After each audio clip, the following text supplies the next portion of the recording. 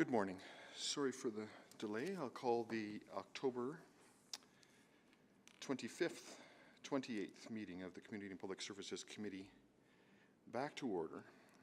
And I will start by acknowledging that we convene today on the traditional lands of Treaty 6, which is also the home of the members of the Métis Nation of Alberta, Inuit, and non-status Indigenous peoples. We recognize the long history and contributions of Indigenous peoples who have cared for this land from time immemorial to the present. We are committed in the spirit of truth and reconciliation to working collaboratively to steward the land we share as we plan for a future for all citizens, and we acknowledge that we are all treaty people, bound to one another by the spirit and intent of treaty. As long as the sun shines, the grass grows, and the river flows. I'll start with a roll call, first of all, of committee members. Councillor Wright. Good morning. Good morning. Councillor Jans. Good morning. Good morning. Councillor Tang. Good morning. Good morning. And I'm just looking for other members of council that may have joined us. I haven't opened it up, but I will. Oh, I'm sorry. Hello, Mayor Sohi. I didn't realize you're with us. Good morning. Good morning. I'm here till 10:30. Okay, thank you. We are joined by Councillor Knack in person today, and I'm going to...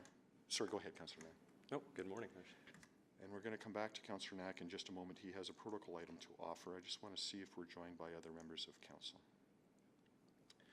Councillor Salvador. Good morning. Good morning. Councillor Rice. Sorry, Councillor Stevenson is dialing in.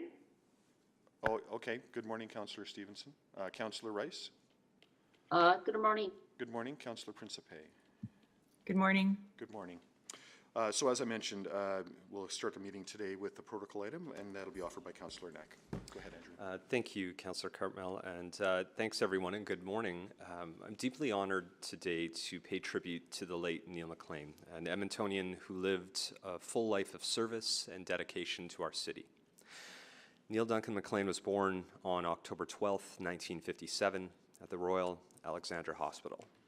He attended East Glen High School, graduating in 1976, and briefly left Edmonton to attend Bethel University in Arden Hills, Minnesota, receiving an associate's degree in political science. Upon returning to Edmonton, Neil completed his Bachelor of Arts at the North American Baptist College and his Master of Divinity at Edmonton Baptist Seminary. After completing his studies, Neil went on to serve as a constituency assistant to the Honourable Dave King, and then Minister of Education and MLA for Edmonton Highlands. This opportunity would be the start of his life of service. After his stint working for an MLA, he moved on to work for several youth organizations, typically focusing on sports and outdoor activities. Whether it was as a counselor or pastor or as a grief addiction support worker, Neil's career saw him work in numerous capacities where his goal was to help others in his community. For example, when he served as executive director of the Mustard Seed in downtown Edmonton, he ran a team that was responsible for managing a hot meal program which fed over 250,000 meals annually from 1995 to 2003. In addition to his work with community organizations, Neil also had a coaching career that would stretch over 40 years and see him touch the lives of many across Edmonton and northern Alberta. He began coaching high school football at McNally High School in 1978 before work took him to Sherwood Park, where he moved on to coach for the Salisbury Sabres high school program. It's at Salisbury where he would win a provincial championship and eventually become the team's head coach of the Football America Team North High School All-Star Team in 1990. And in 2011, Neil joined the coaching staff of the Edmonton Huskies, where he coached until his passing on September 13th, 2022. Coaching for Neil was not about the outcome of the games, but the effect the game and the team could have on the lives of those associated with it. Players, coaches, and anyone else who wanted to help others could be included. The players he coached throughout his career numbered in the thousands, and many former players looked to him as a father figure after they stopped playing the game. Neil considered all of them part of his family, serving as the de facto Thanksgiving dinner host for out-of-town players every single year, heavily supported by his wife Wilma, who encouraged Neil's spirit of giving back for 41 years. Before I just take a moment and recognize the family that's here in attendance, I thought the other thing, and I was just chatting with this family before we started, I've been friends with Neil on Facebook for a long time, and one of the things I've always loved, and we just got a chance to talk about that, is his love of long snapping, which for anyone that follows football, that might not be the first thing you think about, but why I loved it and why I loved his passion around that is that, I think if you went and asked 100 people, what are some of the most important positions in football, you wouldn't necessarily pick that one for the average person, but it's actually one of those positions that, when it's working, you don't think about it. But when it's not working, And the fact that he had such a passion for something like that, I don't know, also played a lot into what I thought about him and was seeing how he would focus on really important things and show that made a big difference, that every aspect of what you worked on made a difference. So it wasn't just the big flashy things that I think a lot of people would focus on, it's some of these really core basic things that made a big difference. So that was just a memory that for me I know really jumped out. And I think one other memory that I wanted to share, working with Kristen here in the ward office, she was mentioning how Neil was actually really instrumental in making sure that a number of the players were able to get sexual assault training and learn bystander training, and which again, I think when you think about football and that culture of sports, you don't always, you have your one impression, and actually he was really active and took a major leadership role in helping make sure his players were developing to be not just good football players, but good people. And so I think that's something that's really worth acknowledging. So beyond that, I just want to take a moment and recognize the members of his family who have joined us in person, and I know we have at least one member online. So his wife Wilma is here today, and thank you for being here. His sons, and I think Ian is online, I believe. I hope so. And also his sons Brian and Andrew here, who are here, and his daughter Katie, who's here. And so I just want to thank you all for being here today. It's really appreciated for a chance to recognize him, and so thanks for being a part of this, and thanks for continuing on. I know a lot of you have continued on with the work that he's doing. So to each of you, I want to express my sincerest condolences. I think I can speak on behalf of everyone here that Neil's presence in our city and his commitment to service is going to be very deeply missed. So that's just, again, thank you for this. Thanks for taking the time to recognize him, and that's it for me. Thank you, Councillor Cartmel. Thank you, Councillor Knack. That was just lovely. Thank you. So I guess it's time now to move on with the business of the day. And thank you very much to the family for attending. It's very nice to see you. We'll pick up again with questions of administration on item 7.5. Just for those that are joining us this morning, we have item 7.5, derelict residential properties and non-residential properties to complete. We'll then go to 7.7, which is the EFCL item. 7.8, amendments to traffic law, bylaw 5590, and 10.1, the indoor shisha consumption motion. That's what remains in front of us today. So we'll pick up again with questions of 7.5. Now, I know Councillor Salvador was on the board. I'm not sure if she had her opportunity on Monday or not yet. I did, Councillor Cartmel. Okay, so we'll just wait for others to click in then. Now, this item was exempted by Councillor Jansen. He's had to go attend to a family matter. He'll be back online shortly, but I'm not sure exactly when. We're just getting that activated now, and Councillor Salvador is next on the list, followed by Councillor Stevenson. Okay, well, if you want to get started, Councillor Salvador, we can do that. Sure, yeah. Well, thank you, and I'll pick up right where I left off the other day. I had just a few more questions around go with non-residential. I had asked around, are there other mechanisms for determining whether a property is occupied? Can we look at things like business licensing, utility data and information? And I believe Mr. Ashmore, if if he's online, would you be able to just refresh the answer there? I know I believe you said it can help build a case, but there's no guarantee, correct? Yeah, you're absolutely right, Counselor. So all of those things can work towards building a case, but ultimately it's relatively simple for somebody to make an argument against that case. And the example I gave you, which is probably one of the best examples, is somebody coming forward and saying they're storing things there and therefore it's not unoccupied. That's the problem with having a term like unoccupied where there's simply no definition associated with it. Right. Okay. So that is a helpful example. One of the examples that was provided in the report is that someone could simply sort of walk in and take a picture, one day of the year. And that there were questions around whether that would be held up in court and if that's a valid argument to verify whether something is occupied. I'll be honest, that one kind of stuck out to me.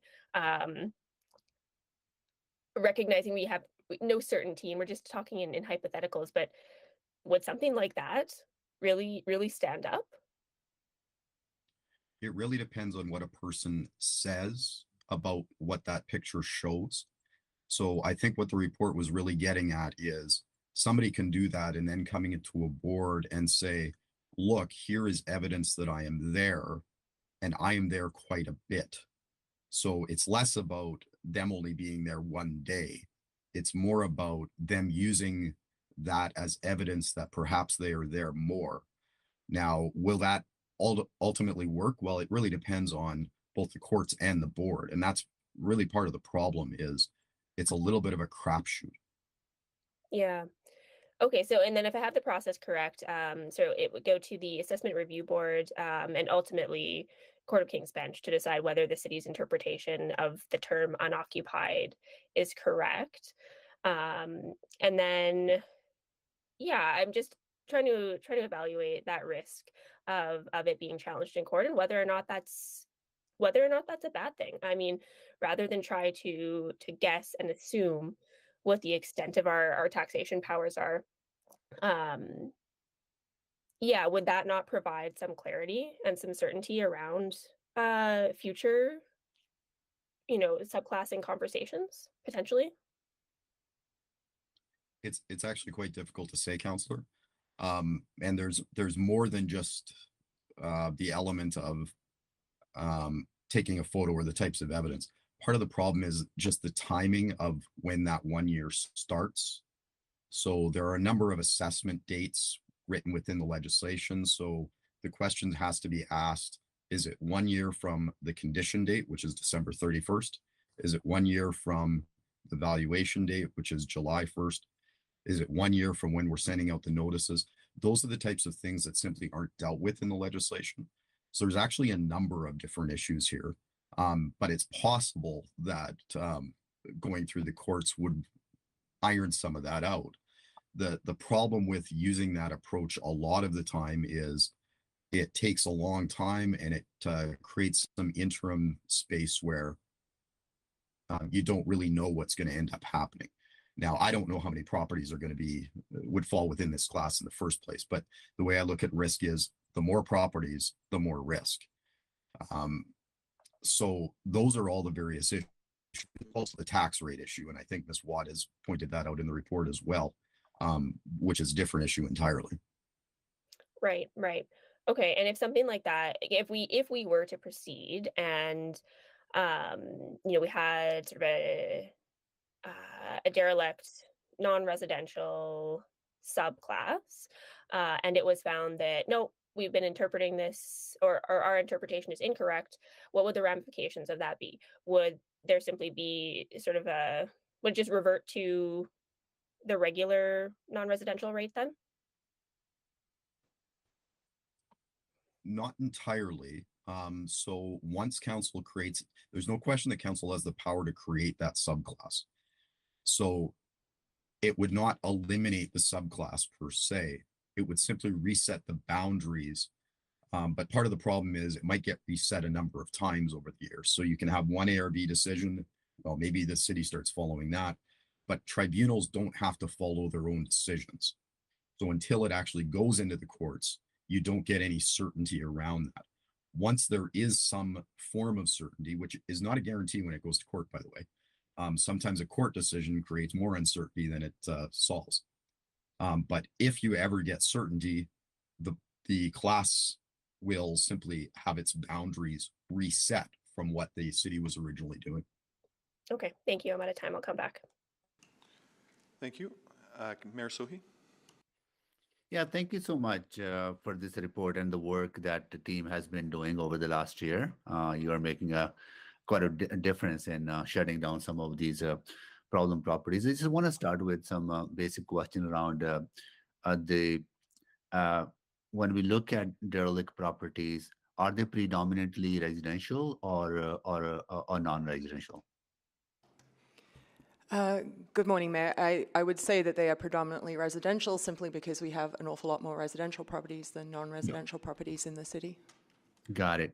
And so it's easier to tackle, easier to create a subclass for residential properties. I understand the complexities around non-residential, and thank you for answering those questions to Council Salvador's questions.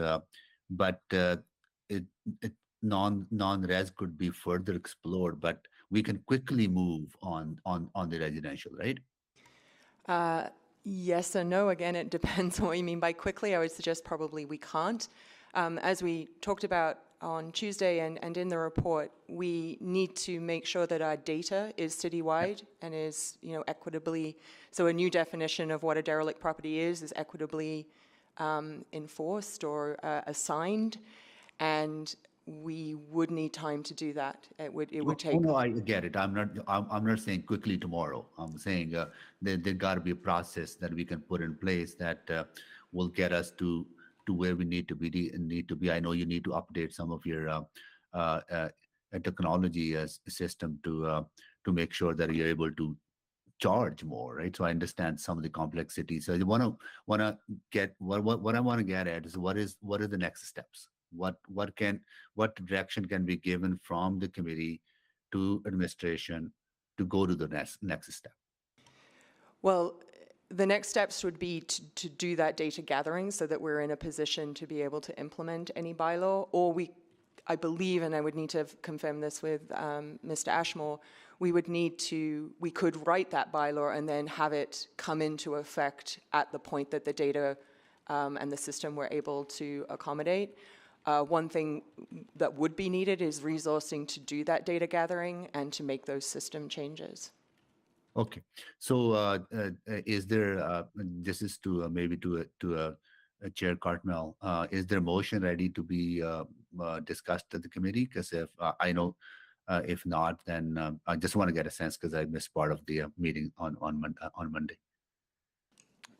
There has been there was an email sent last week about a motion, but I'm not sure of the status of any motions right now. I'm sorry. Okay. Because if there is, if we can deal with it before 10:30, I would move that motion. But I have to leave by 10:30, so I'll leave that to. I know Councilor Salvador may have something prepared, so if that is ready to go, I can move that. Yeah. Okay. Yeah, that's it. Okay, thank you, Mayor Sohi. Councillor Stevenson. Yes, thank you so much. Thanks so much for the report. I know what a big issue problem properties are in the community, so it's wonderful to see another tool being brought into our toolbox potentially. So maybe similar to Councillor Salvador's questions, I just want to clarify. So the definition or the interpretation of unoccupied has never been tested in the courts in Alberta? That's correct, Councillor Salvador. There are only two municipalities, ourselves and Calgary, that has this power, and neither of us have that bylaw in place. Okay, and so I appreciate that, similar to Councillor Salvador's question, it seems to me that testing and interpretation through the courts isn't necessarily a bad thing. So when we talk about risk, can you just help me understand again, like what risk we're talking about? Because I appreciate there's the chance it could be appealed, that it would go to the courts, but I don't see that as necessarily negative or something to be mitigated. Fair enough. We can do this, as Mr. Ashmore has said. This is a power that we have been given within the city of Edmonton. We can do this. What we are trying to do in the report is to point out that it's a lot easier to implement a derelict subclass on residential property than it is on non-residential property because of this awkwardness of how the legislature wrote their regulation. I would also use this opportunity to point out that we are also constrained by the 5-to-1 ratio. So where on the residential class we can actually levy a derelict tax rate that is quite a bit higher than the existing residential tax rate, we can't do that on non-residential. At the moment, we could only increase that tax rate by about 63. So it would be less than 1 percentage point higher than it currently is. So whether or not that is an effective deterrent, given the limitations of the legislation, is sort of the question on the non-residential side, I think the committee and council will need to work with.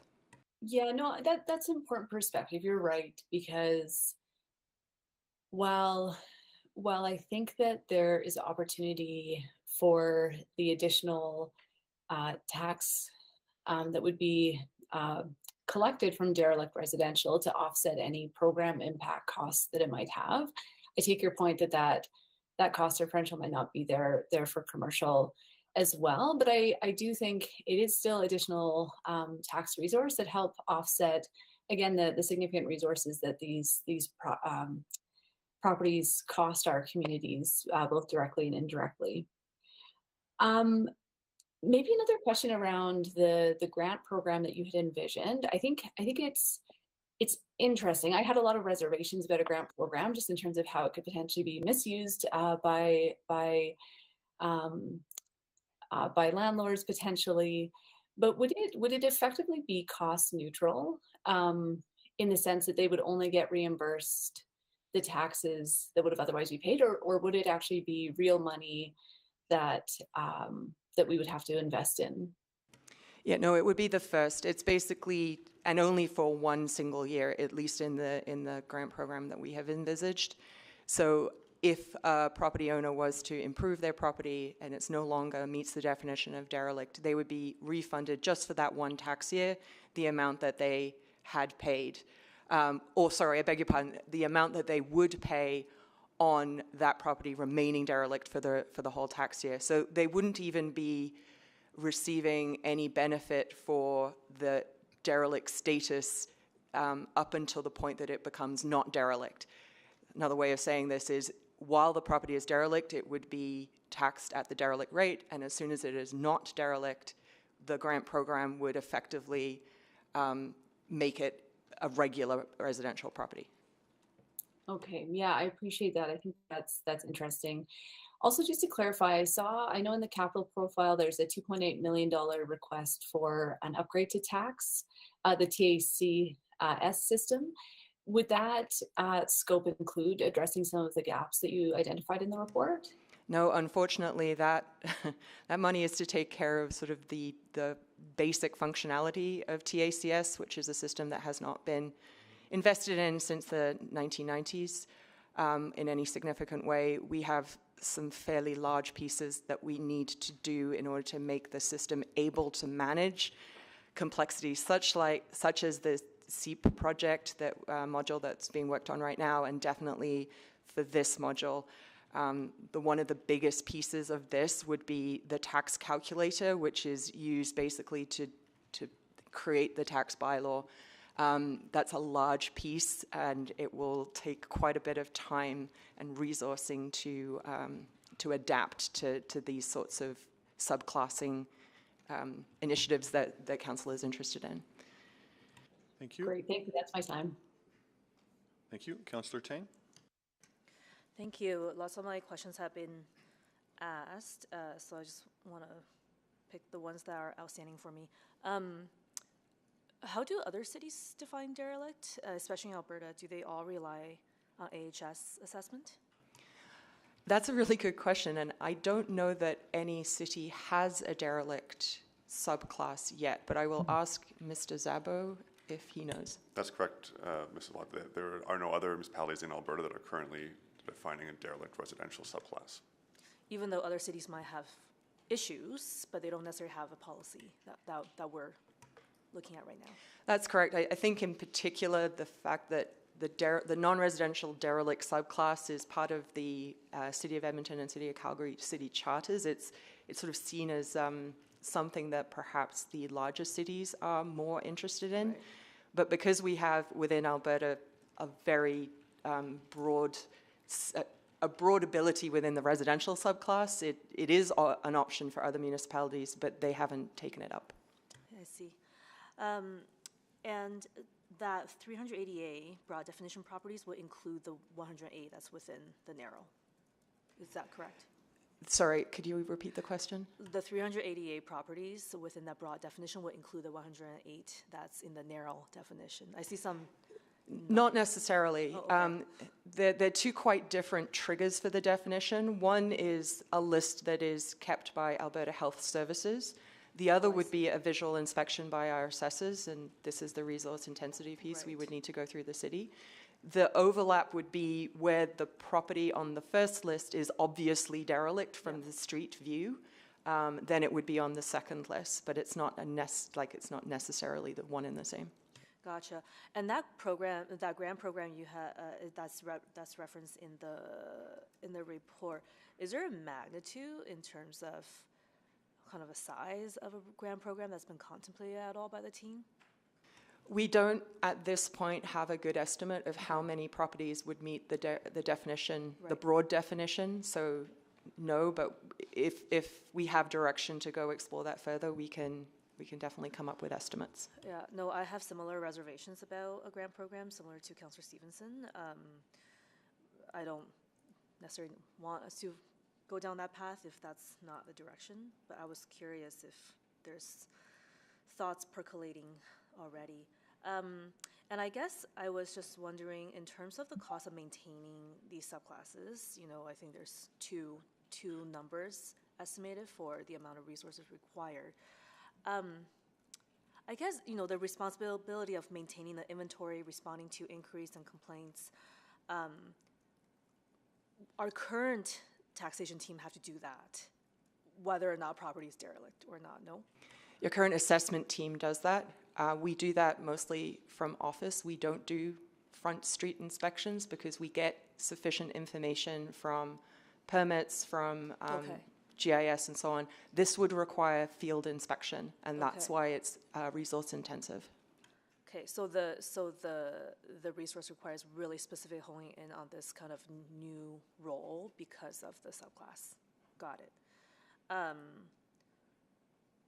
And I think there is a specific line in there about property owners in the city can file complaints about assessments of properties they do not own.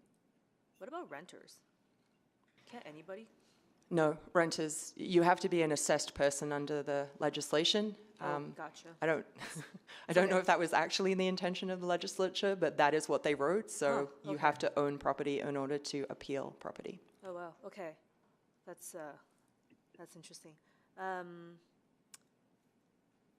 Okay, I think that covers pretty much everything I had. Thank you very much. Thank you, Councillor Wright. Thank you.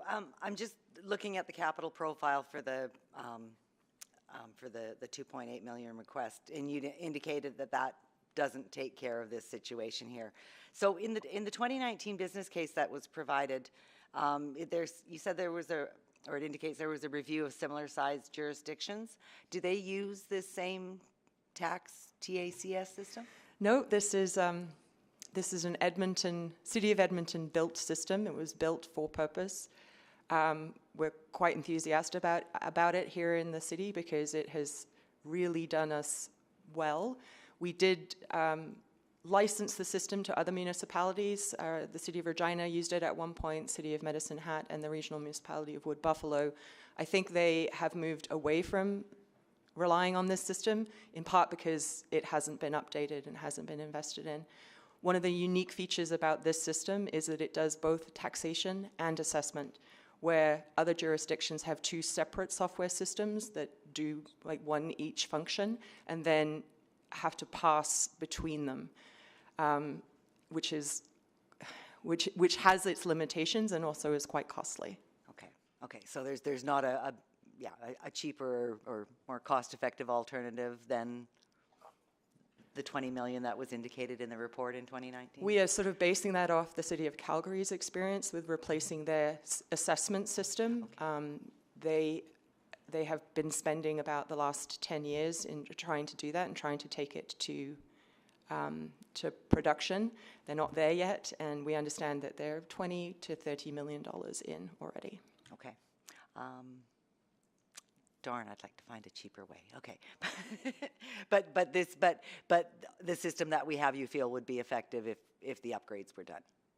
I'm wildly bullish about the prospects for this system if we do actually, it is a system that generates for the city $1.8 billion a year, and we're asking in that capital profile, which I understand is not in front of us right now, for less than $3 million in order to net us 1.8 every single year. So I do think it's a pretty good return on investment. I think it's a great return on investment, Councillor. Awesome. Thank you very much. Thank you. Councillor Salvador. Yeah, thank you. And thank you for all the good questions from colleagues. Just looking at next steps. So yeah, there were sort of the two definitions that were outlined in the report, both the broad and narrow. And while I would love to move forward with the broad definition, I am hearing from Edmonton that there might be some challenges with that. So if I'm trying to understand the process from sort of bylaw creation to getting a better understanding of the data, and then eventually ensuring that TACS can actually support this. So if direction was given today around exploring either the narrow or broad, can you just help me understand what that sequence of events would look like? Certainly, the narrow definition is very easy to implement. It may not even require the FTE that we had identified. That would be more on the taxation administration side.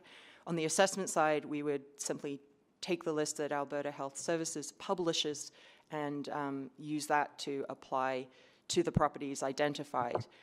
If we were to go with the broader definition, one thing that has occurred to administration since we submitted the report is that we could also narrow the broad definition some way locationally.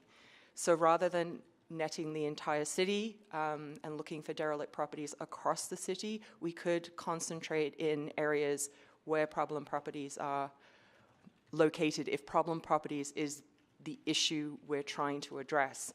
Again, I want to reinforce, though, that problem properties and derelict properties are not the same thing, and we only have the power to introduce subclassing for derelict properties.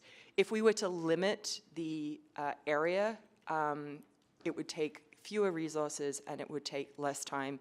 I think the amount of time it would take to do that review would be one assessment period. So we'd be looking at introducing a derelict subclass in 2020, or for taxation in 2024. We certainly can't do it before then, simply because of budget and the timelines that we have. But 2024 to 2025 would be reasonable and realistic, depending again on what level or what tax rate is decided. If it is the non-residential tax rate equivalent, we can do that within the system. If it's something else, we do definitely need to do the enhancements to the system. Okay, well that's super helpful. So I'm hearing if we were, pardon me, to move forward with the narrow approach, that's relatively easy. We could do that right away. Probably don't even need the 1 FTE that was included in the report. So that's excellent. That seems like really low-hanging fruit. And then I really appreciate your commentary around sort of narrowing the broad definition slightly, potentially making it even sort of location specific, and yeah, tightening that up a little bit to make it more feasible. So again, we could move forward. There could be a motion around the narrow definition and even a subsequent around narrowing that broad definition. Would that be helpful?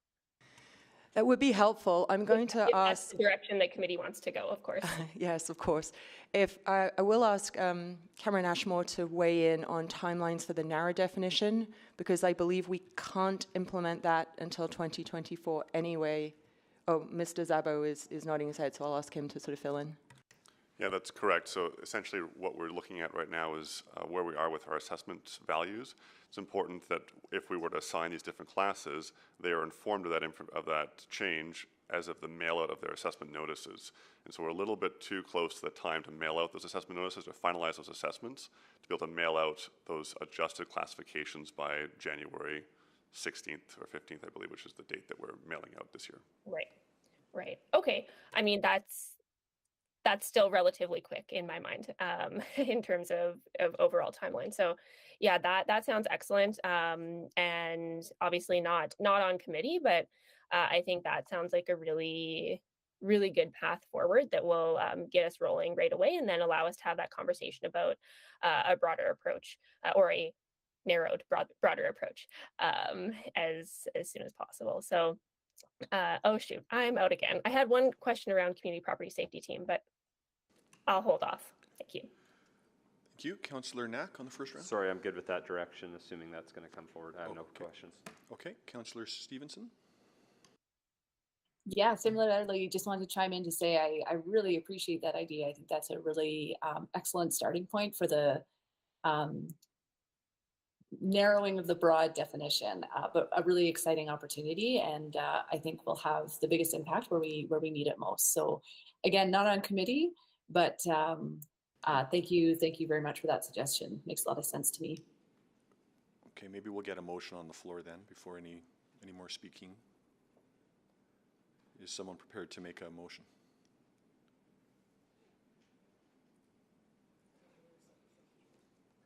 You're on mute, Mayor Sohi, if...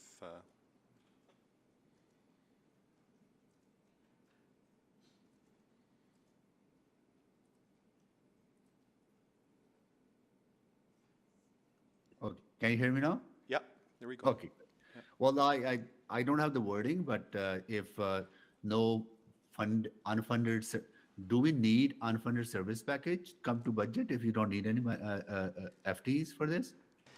For a narrow, broad definition, we would need FTEs, probably 2, but that's really an estimate off the top of my head in real time. I would say for the narrow definition, which probably doesn't meet council's or committee's needs, we would not need FTE. Yeah. We may need technology. Okay, so we don't need to move a motion for unfunded service package, but we need to give you a direction to narrow the definition. So if someone could help with that wording, I'll be prepared to move that. If not, then maybe other council members, because I need to leave in 20 minutes.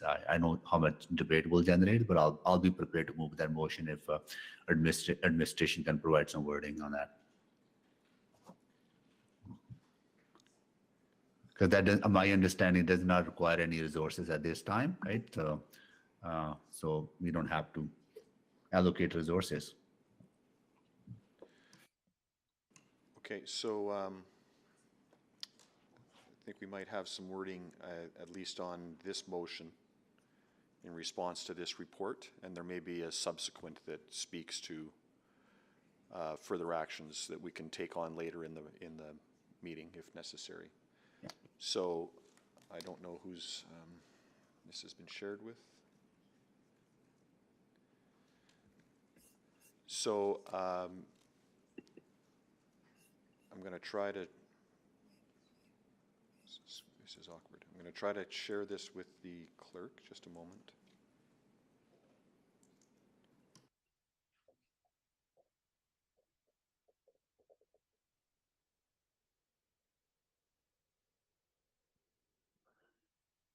So if we were to, if maybe I can, maybe if we were to reword it, maybe that would be that administration bring forward No, I a think we, new program that supports the development of a derelict residential subclass using the narrow definition in the October 25th, 2022 Financial and Corporate Services Report FC S01244. yeah, that's the wording that I've just passed along, so we'll just get that on the screen here.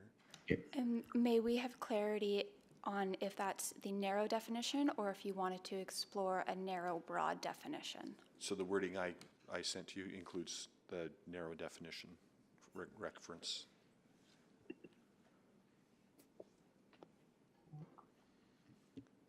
So we'll take this motion as essentially response to the report and the debate today, the discussion today. And then if there's a subsequent that speaks to further work on a narrowing of the broad definition, at that subsequent work that would include some estimation of FTEs and further analysis by admin, then we can take that as a second subsequent motion in a moment. So we'll work on getting this first motion on the screen. We're just getting some wording up for you. And just as a note as well, this would require bylaw adjustments as well. So administration would be returning with a report outlining options and potentially the bylaw adjustments as well. Right, so this is bylaw adjustments.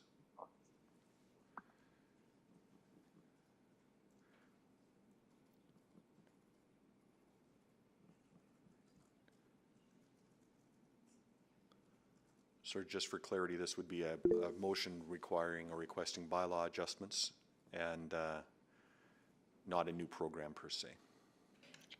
So it'll be, as my understanding, it'll be the bylaw or the motion will be requesting a bylaw report back with options to implement this new program? Using the narrow definition. Yep.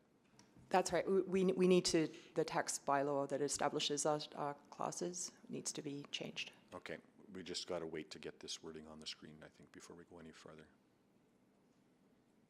I want to make sure we're all talking about the same thing. Mr. Chair, Jans here. I've returned to the meeting. Okay, thank you, Councillor Jens.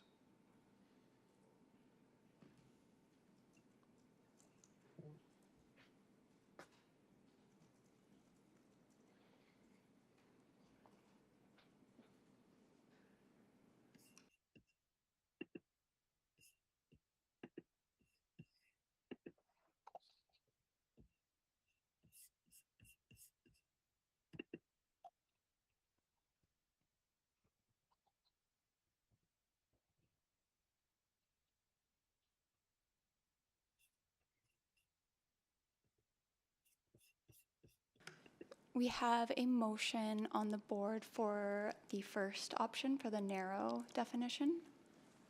Great, thank you.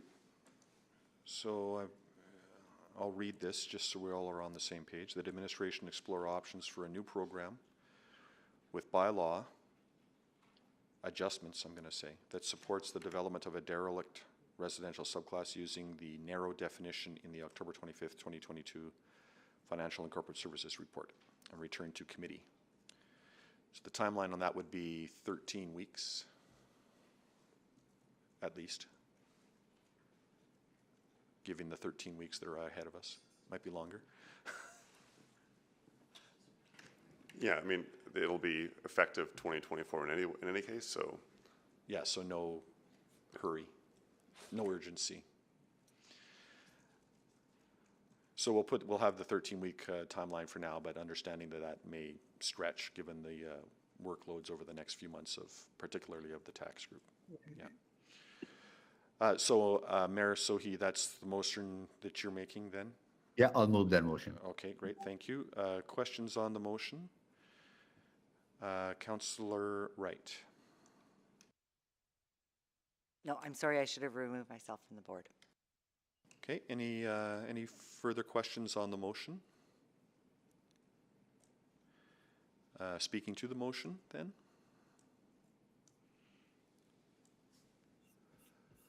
Okay, please vote. Oh, sorry. Councillor Salvador, go ahead. Oh, I'll just be really brief. Really appreciate the conversation today, and for some of the patience around crafting of wording. But I think this is a really fantastic way to move forward. This has been a longstanding challenge across the city, including in areas that I serve. And knowing that the city of Edmonton does have a wide variety of powers that it can use to the full extent to be able to tackle some of these issues. I think that this is absolutely a worthwhile cause to explore. So, really looking forward to getting this information back, and definitely would ask for support of committee. And I think being able to follow this up with a subsequent that looks at that slightly narrowed, broad definition will provide us even greater opportunity to address this. So I really appreciate the mayor moving this. Thank you. Thank you. Councillor Stevenson. Yes, echo Councillor Salvador's comments. I'm so excited to see this moving forward. But I, do just want to take a moment to recognize as well just the fantastic work that is already underway with the residential inspection safety compliance team and community property safety teams. This is in no way an alternative to the great work that you're doing, but hopefully complementary and again, another tool in our toolbox to address these properties that create significant challenges in our community, whether active or inactive. So thank you for the work that's already being done. Really value and appreciate all the teams that are working on that.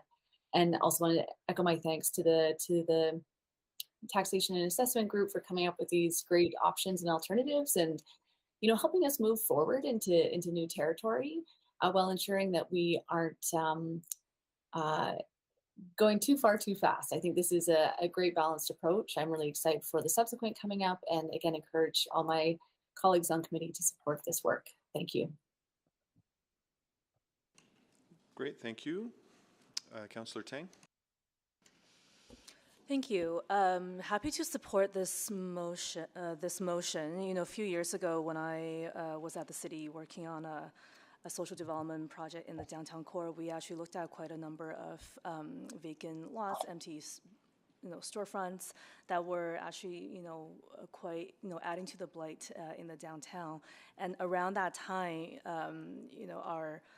our citizen-based research team was, asking lots of questions around taxation as a tool, and I remember the conversation was that requiring legislative changes is always difficult, and so I'm actually quite glad that a few years later we're at a point where we are really now tackling the subclassing issue, and I think adding more tools is always a positive direction. And I'm also excited to hear that, as a city, we are, at the forefront of this, potentially setting examples and, supporting other municipalities if they're dealing with similar issues. So I think it's really promising, and I really appreciate administration too, in terms of leveraging existing resource to do some of this work and anticipating some of that changes coming by 2024. So thank you very much for this. I'm quite excited for the improvements that we'll tangibly see in our communities.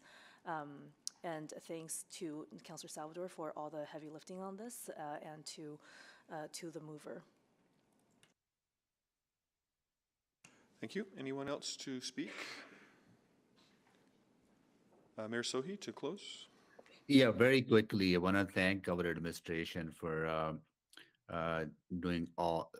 taking this very seriously and doing the work that is required to shut down some of these derelict properties, or bring them in, or force owners to bring them into better conditions. So really appreciate all the hard work that has been done and continues to be required to be done. Also want to thank Council Salvador for doing, as Councilor Tang mentioned, doing all the heavy lifting as a ward representative, where there are a large number of derelict properties around 118th Avenue and other areas. And I heard from those residents as well. And we need to move forward. From my perspective, we should have a zero tolerance for derelict properties, and we should be getting more tougher and tougher on these slum landlords. This will allow us another tool that we need to to get this work going. So really appreciate all the work, everyone's work, all the previous council's work, administration's work, and the work that we need to do now on this. Yeah, I hope that we'll get that committee will support get moving forward on this. Great, thank you. Please vote.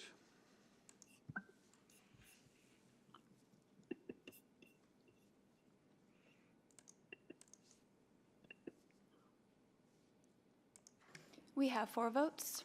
Please, oh, we should have 5 votes. Sorry, I'm in favor. The vote's not coming up. Apologies, we will just recall that and get it resent.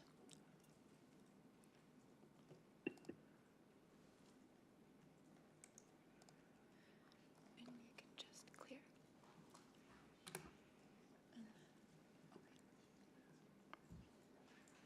Okay, we'll just have to vote again.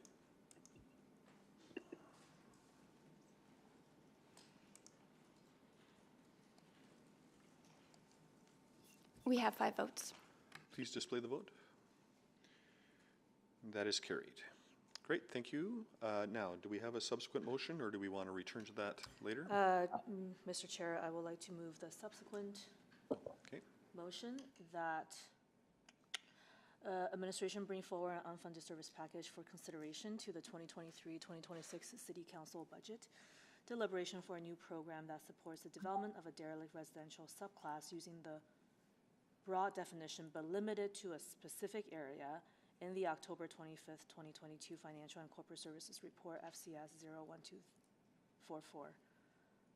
And this is as per the discussion that's been happening in this room.